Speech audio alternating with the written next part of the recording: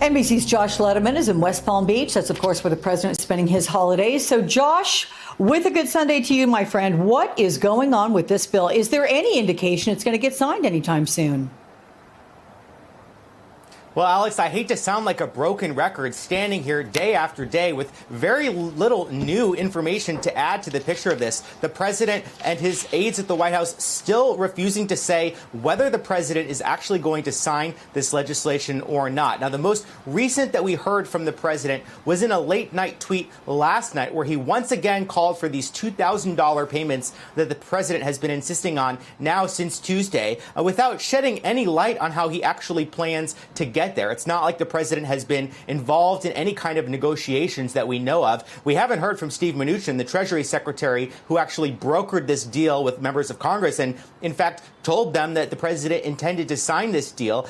He has been absent since the president threw this wrench into the negotiations. And so we remain in this holding pattern as the ramifications of not having this COVID relief signed continue to mount today. If anything, though, this seems to have united Democrats and Republicans in a rare holiday moment of bipartisanship, sharing a general sense of frustration with the president. Take a listen to what Congressman Adam Kinzinger, a fellow Republican of the president's, had to say about his negotiating strategy. Fine. If you want to make it $2,000 checks, negotiate that from the beginning. Let's have the discussion after this bill is signed, because right now we're at a point where people are left out in the dark. But to play this old switcheroo game, which is just kind of like, I don't get the point, I don't understand what's being done, why? Unless it's just to create chaos and show power and be upset because you lost the election. Otherwise, I don't understand it.